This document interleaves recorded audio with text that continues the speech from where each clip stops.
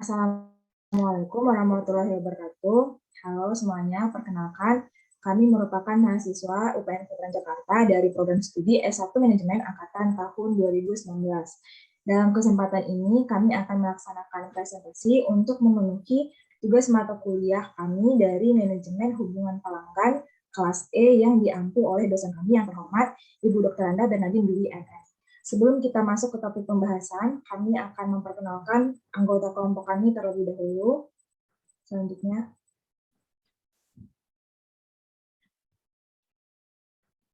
nah yang pertama itu ada Ahmad Yani dengan NIM 052, yang kedua ada saya sendiri, Alfani Kris dengan NIM 053, yang ketiga ada Lutfan Fai dengan NIM 054, dan yang terakhir itu ada Muhammad Rehan dengan NIM 055.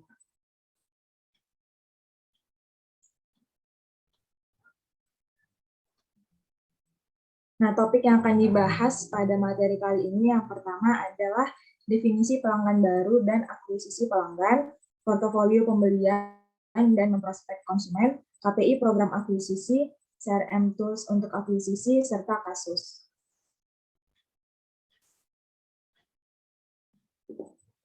Yang pertama ada pendahuluan. Akuisisi pelanggan merupakan kegiatan proses menarik pelanggan baru ke dalam produk dan layanan bisnis pada sebuah perusahaan. Strategi dari perusahaan harus jelas dan sistematis sehingga bisa terus tumbuh mengikuti tren pergeseran dan perubahan bisnis di masa yang akan datang. Dalam implementasinya ada banyak hal yang harus diperhatikan untuk mewujudkan akuisisi pelanggan yang baik dan benar. Mulai dari bagaimana memahami portofolio pelanggan dan memprospek konsumen, KPI program akuisisi, CRM tools untuk akuisisi, dan contoh akuisisi pelanggan pada perusahaan-perusahaan besar di Indonesia. Selanjutnya akan dijelaskan oleh teman saya. Baik, selanjutnya kita langsung masuk ke topik yang pertama, yaitu definisi pelanggan dan juga definisi dari akuisisi pelanggan. Definisi pelanggan baru itu sendiri yaitu pelanggan baru adalah calon pelanggan potensial di masa depan yang dimana mereka tertarik pada produk atau jasa yang ditawarkan perusahaan dan akan melakukan transaksi pembelian untuk pertama kalinya di perusahaan tersebut. Sementara untuk akuisisi pelanggan adalah suatu proses yang sistematis dan berkelanjutan untuk memperoleh pelanggan baru dalam jangka panjang, dan strategi akuisisi pelanggan ini harus dapat berkembang dan selalu beradaptasi dengan tren, pasar baru, dan perilaku pelanggan yang terus berkembang.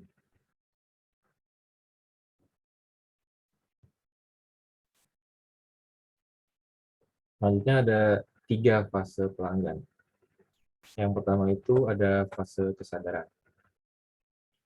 Nah, di fase kesadaran ini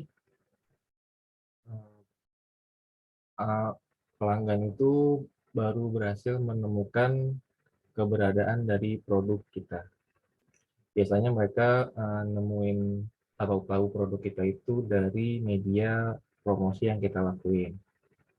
Nah, kalau kita di era sekarang ini, biasanya kebanyakan para audiens atau para pelanggan itu nemuin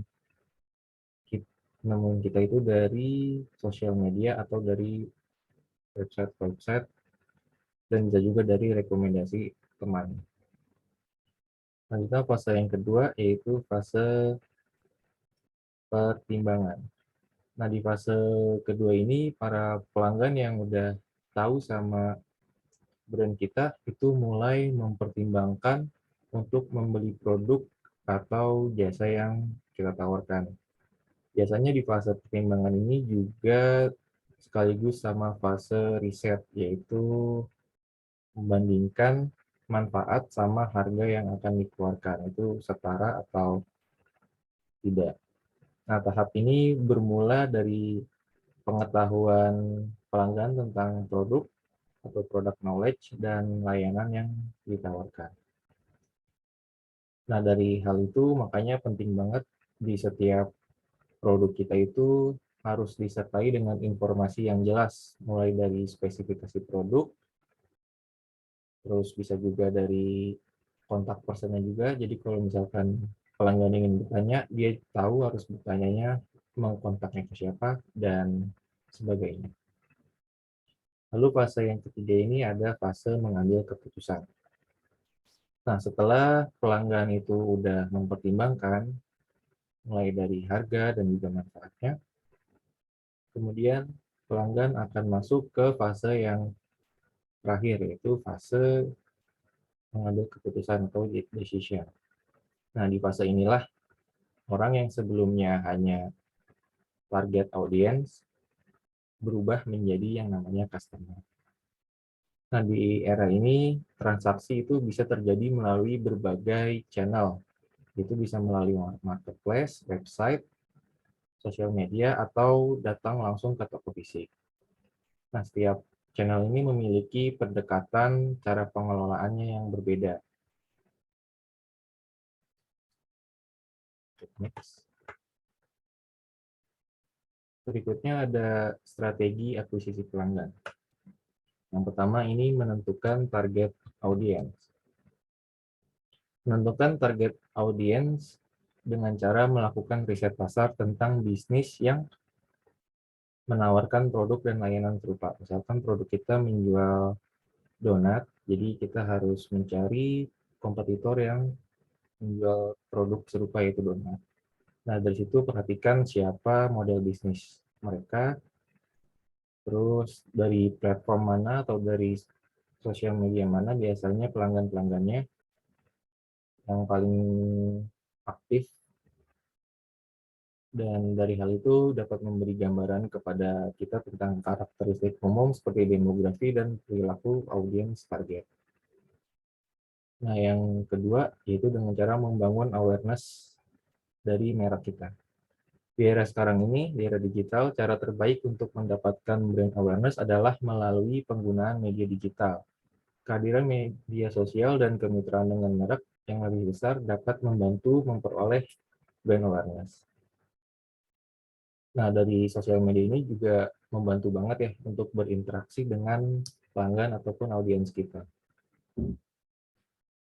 Lalu yang ketiga ada pemasaran mulut ke mulut. Pemasaran dari mulut ke mulut ini merupakan metode akuisisi pelanggan yang kredibel dan cukup layak. Strategi ini dapat meningkatkan peluang kita untuk mendapatkan pelanggan baru melalui pelanggan lain yang kembali atau yang senang. Nah, untuk memaksimalkan pemasaran dari mulut ke mulut ini, kita harus memberikan layanan yang terbaik dulu kepada setiap pelanggan.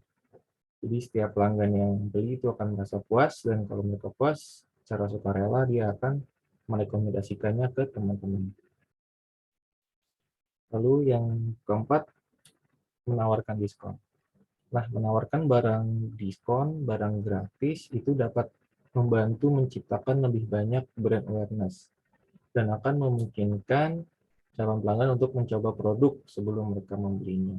Jadi dengan kita memberikan diskon atau misalkan kayak giveaway itu, jadi kita memberikan kesempatan kepada pelanggan untuk mencoba produknya terlebih dahulu.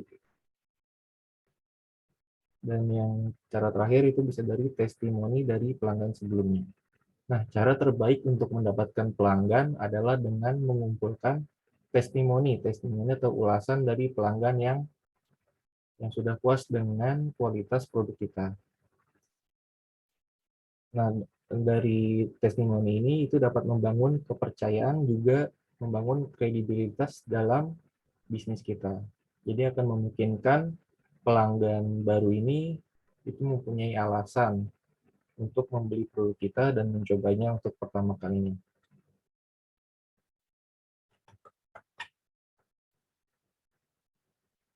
Nanti akan dipaparkan oleh apa? Baik, selanjutnya itu ada portofolio pembelian dan memprospek konsumen.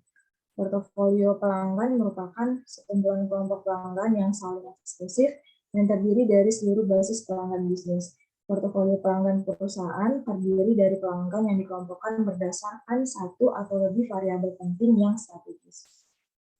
Selanjutnya,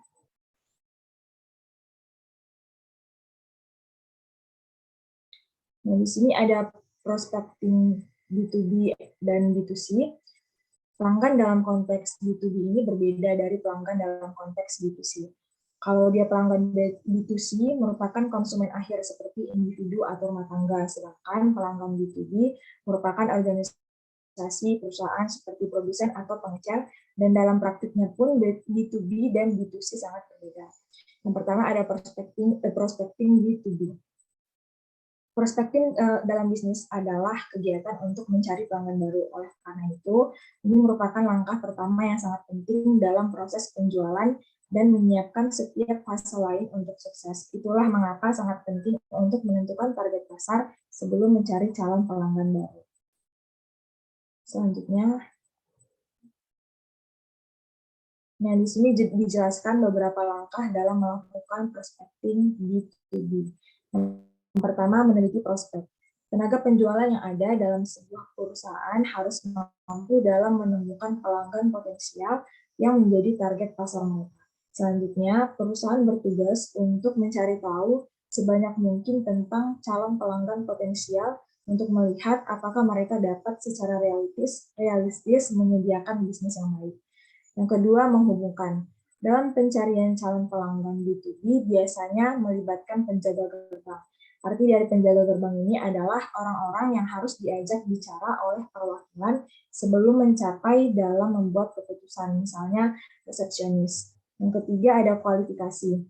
Melalui kontak dengan prospek, perwakilan menilai potensi target pasar. Perusahaan akan mencari untuk melihat apakah orang-orang tersebut merupakan kandidat yang baik untuk menjadi pelanggan. Selanjutnya, nah, di sini juga terdapat beberapa langkah dalam melakukan prospecting B2C. Yang pertama adalah sales promotion. Dalam sebuah bisnis, promosi merupakan sebuah strategi yang dilakukan untuk menyampaikan informasi serta mempengaruhi target konsumen untuk akhirnya membeli produk atau jasa yang ditawarkan. Promosi penting untuk dilakukan supaya calon konsumen tertarik untuk melakukan pembelian produk atau jasa yang ditawarkan. Sales promotion dilakukan oleh tenaga penjual. Aktivitas sales promotion adalah untuk memberikan values kepada pelanggan pada awal pembelian. Selanjutnya ada periklanan. Tujuan dilakukan periklanan adalah supaya apa yang diharapkan perusahaan dapat tercapai. Perusahaan biasanya menghubungkan tujuan periklanan dengan tujuan perusahaan ke hal-hal yang besar seperti peningkatan penjualan, pelanggan, dan lalu lintas web. Pesan yang dikomunikasikan untuk menarget audiens harus tepat sasaran. Selanjutnya adalah KPI, program akuisisi. Apa itu KPI? KPI sendiri adalah satu set ukuran kuantitatif yang digunakan perusahaan atau industri untuk mengukur atau membandingkan kinerja dalam hal memenuhi tujuan strategis dan operasional mereka. KPI bervariasi antar perusahaan atau industri, tergantung pada prioritas atau kriteria kinerja. KPI dibuat setelah sebuah organisasi memiliki strategi dan tujuannya. KPI membantu organisasi memastikan seberapa jauh kemajuan tujuan yang telah dan akan dicapainya. Oke. Menurut salah satu ilmuwan, menurut salah satu ahli, di mana Darmin Apela pada tahun 2008, sebuah indikator keberhasilan strategik yang baik perlu memenuhi beberapa unsur. Di antaranya itu ada bisa menjadi sarana perusahaan mengkomunikasikan strategi, selanjutnya terkait secara langsung dengan strategi yang dipilih perusahaan, serta indikator tersebut bersifat kuantitatif, memiliki formula tertentu dalam perhitungannya, dan dapat dihitung. Oke. Di sini KPI dalam tahap akuisisi pelanggan. Dalam akuisisi pelanggan terdapat sejumlah KPI, diantaranya yang pertama adalah berapa pelanggan yang didapatkan. Berapa pelanggan yang didapatkan yaitu kembali lagi kepada tingkat retensi pelanggan ataupun persentase pelanggan yang dipertahankan bisnis selama periode waktu tertentu. Sederhananya, tingkat retensi mewakili persentase pelanggan setiap bisnis. Pelanggan setia ini adalah pelanggan yang puas yang terus melakukan bisnis dengan perusahaan lebih dari satu kali. Yang kedua adalah berapa biaya untuk setiap penarikan pelanggan. Biaya akuisisi pelanggan merupakan total biaya dari penjualan dan upaya pemasaran yang diperlukan untuk mendapatkan pelanggan. Hal ini dihitung dihitung pada total biaya pemasaran untuk menarik segmen pelanggan dibagi dengan jumlah penjualan dari segmen dari segmen tersebut. Nah, jadi untuk menggunakan rasio, kita perlu memeriksa semua biaya pemasaran yang terlibat dengan audiens target kita dan mengumpulkan transaksi penjualan yang dikaitkan dengan audiens tersebut. Serta yang terakhir, tahap dalam akuisisi pelanggan KPI, yaitu adalah manfaat apa dari pelanggan yang diperoleh.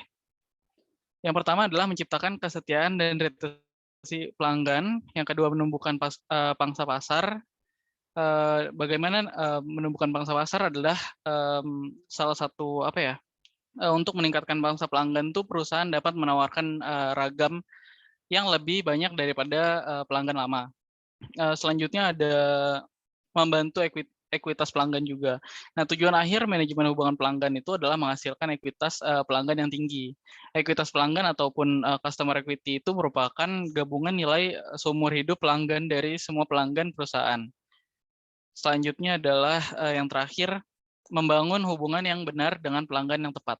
Perusahaan harus menata ekuitas pelanggan cermat dengan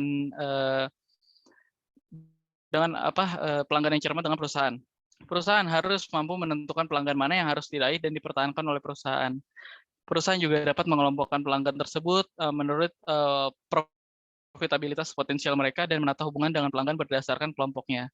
Kembali lagi, tujuannya adalah membangun hubungan pelanggan yang benar dengan pelanggan yang tepat.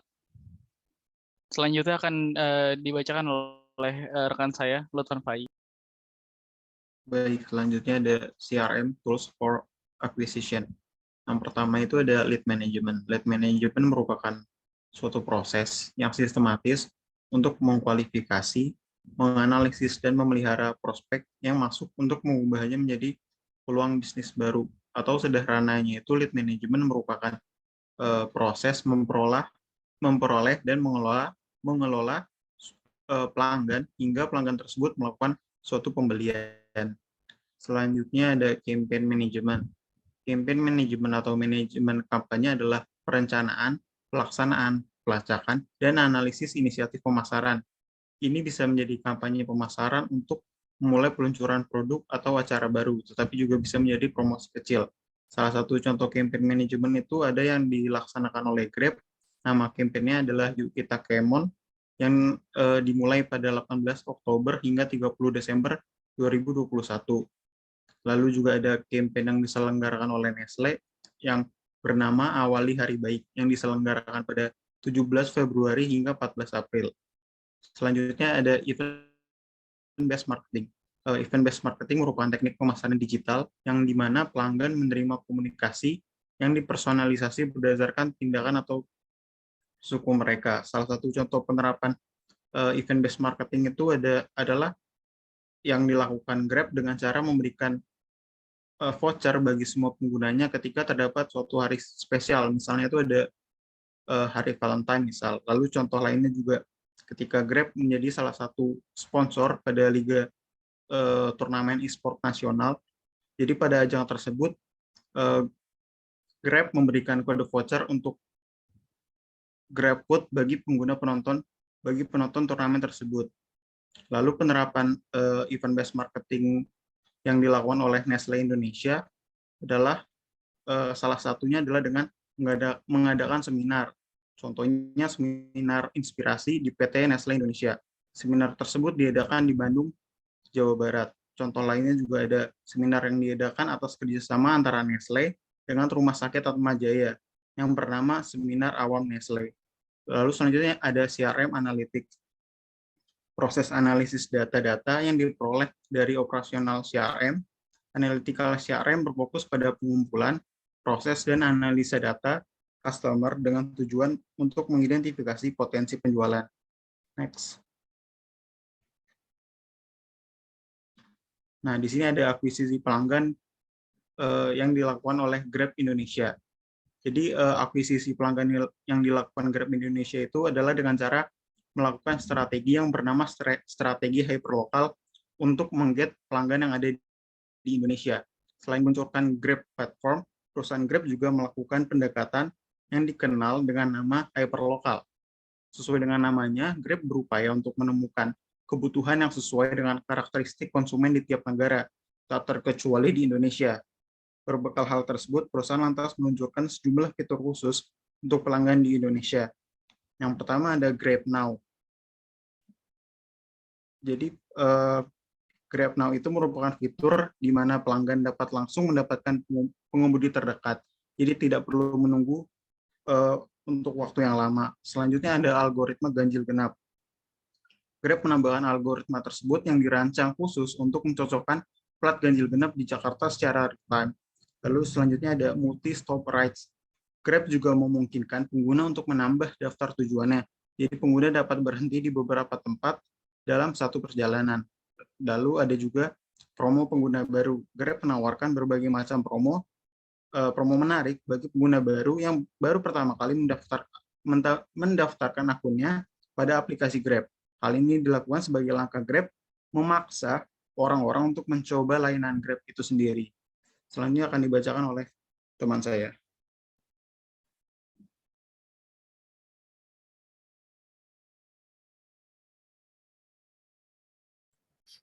Oke, berikutnya ada akuisisi pelanggan pada perusahaan Nestle.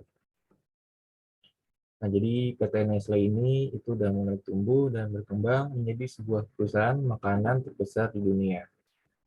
Moto Nestle, yaitu Good Food, Good Life, menggambarkan komitmen perusahaan yang berkesinambungan untuk mengkombinasikan ilmu dan teknologi guna menyediakan produk yang mampu memenuhi kebutuhan dasar manusia, makan makanan dan minuman bergizi, serta aman untuk dikonsumsi, serta juga lezat rasanya.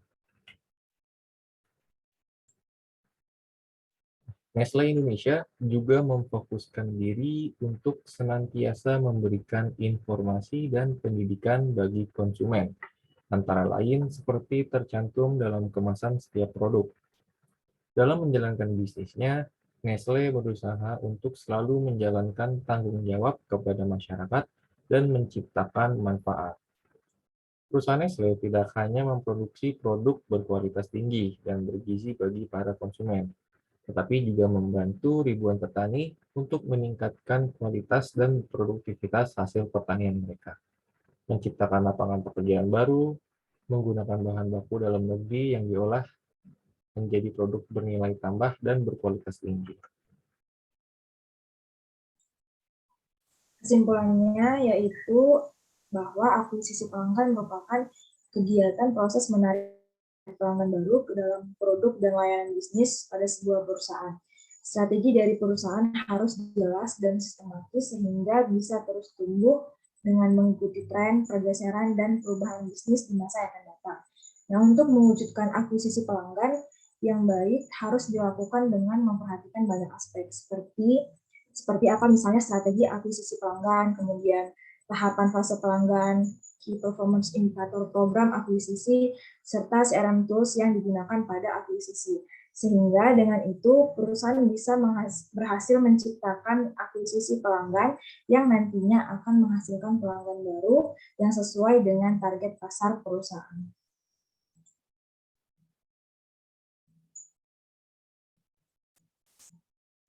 Ya, sekian presentasi yang dapat kami sampaikan. Kurang lebihnya mohon maaf.